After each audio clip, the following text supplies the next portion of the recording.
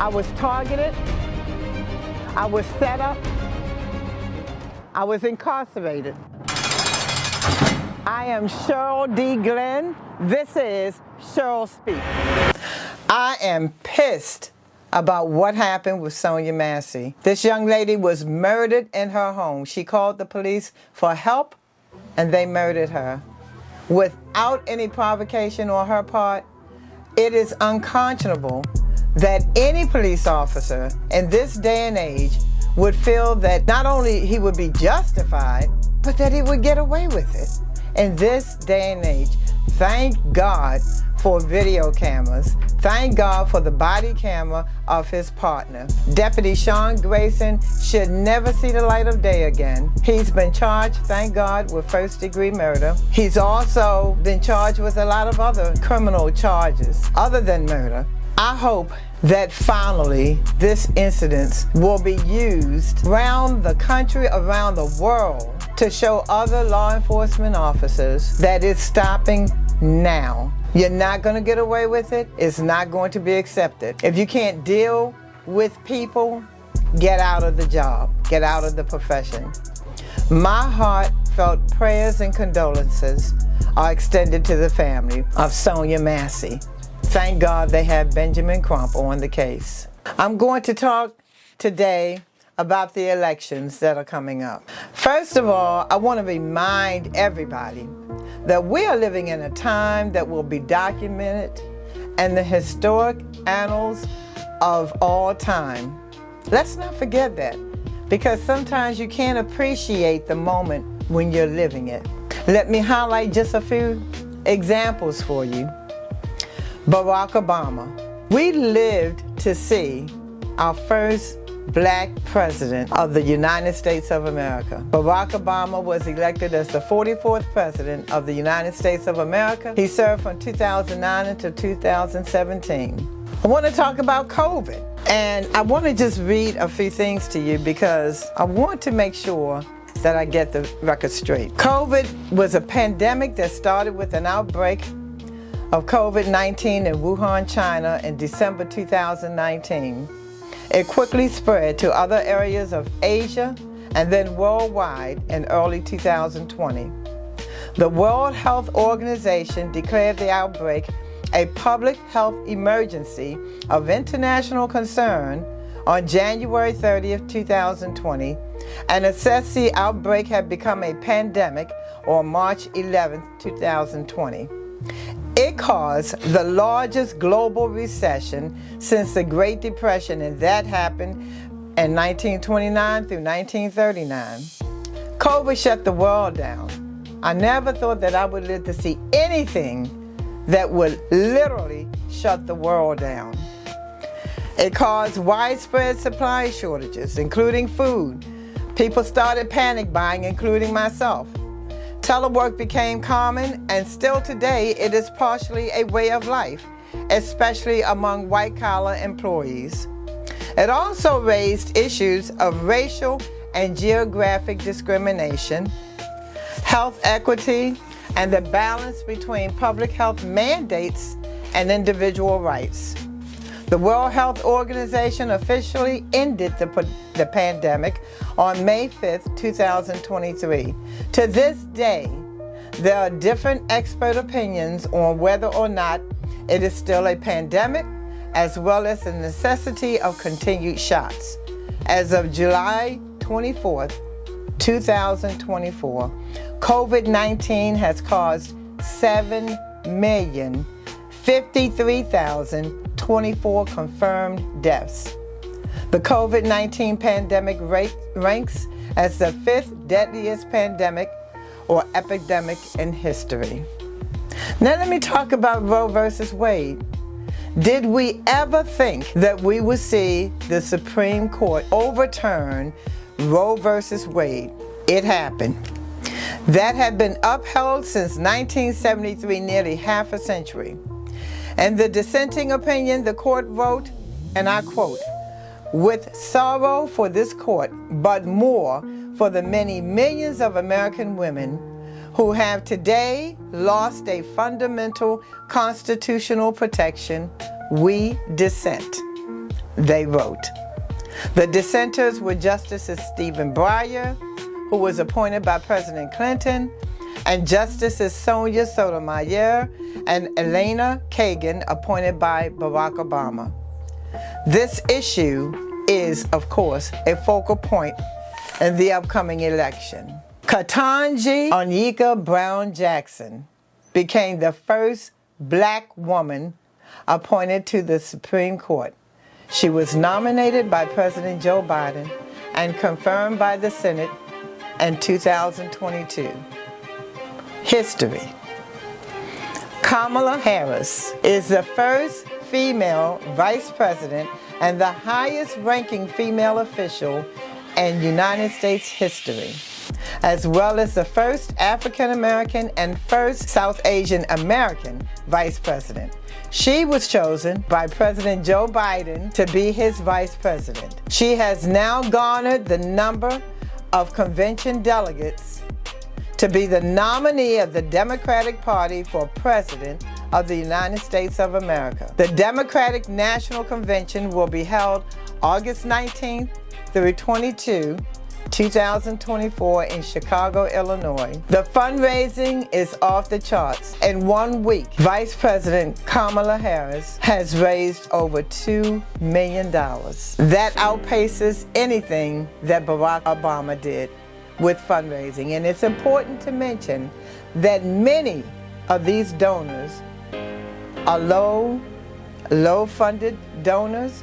They're given $10, $15, $20, $25, and not to mention first-time donors. Why is that important?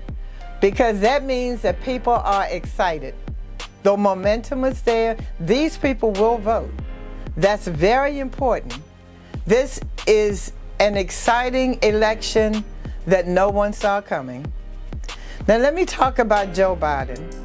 President Joe Biden. I'm proud to say that I was a supporter of Joe Biden when he ran for president 4 years ago. A lot of people wrote him off, but I appreciated the history of Joe Biden, what he did in his political life, and the person that he was. I appreciated how he responded to the untimely, unfortunate death of his first wife and his daughter, and how he went to Washington every day and caught the train back home to be with his two sons, Hunter and Beau. He was the kind of husband and father and political leader that this country needs, not only now, but we need at all times. We need decent people to be the leaders of our nation. On Sunday, July 21st, Joe Biden issued a statement saying that he was withdrawing from the race for president and that he was endorsing Vice President Kamala Harris. Before Biden did that, no incumbent president eligible for another term had opted out of a re-election campaign for nearly half a century, and no other president who had already garnered the votes during the primary election needed for the party's nomination had ever withdrawn.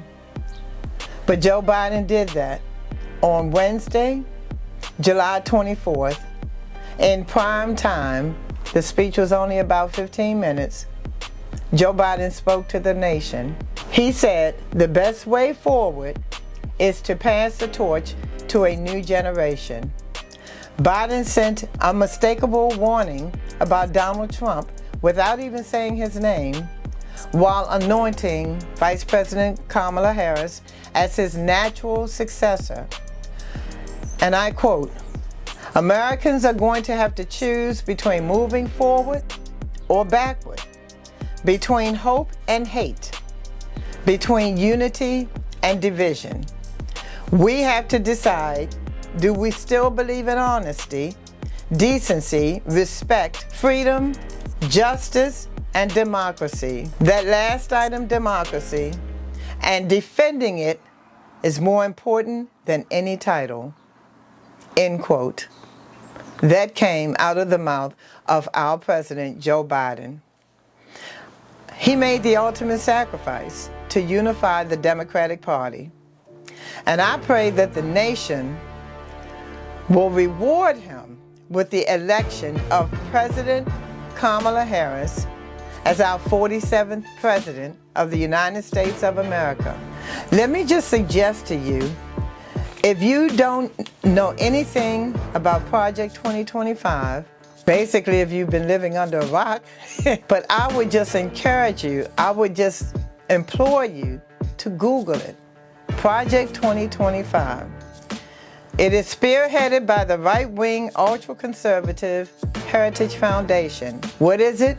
It's an 800-plus page manual meant to be a roadmap that a Trump presidency could implement on day one in the White House. It is terrifying, and it's more importantly, it's terrifying because it can happen.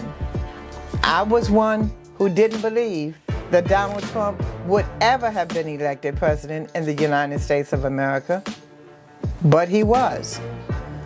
When he defeated Hillary Clinton, it sent shockwaves through many of us who have given our lives to public service. What I would ask of you, even if you are someone who may feel that the process wasn't handled the way that it should have been, if you feel that Joe Biden wasn't given the due respect that he should have been given, if you feel that you didn't have the opportunity to cast your vote for Kamala Harris in the primary election, please put all of that aside.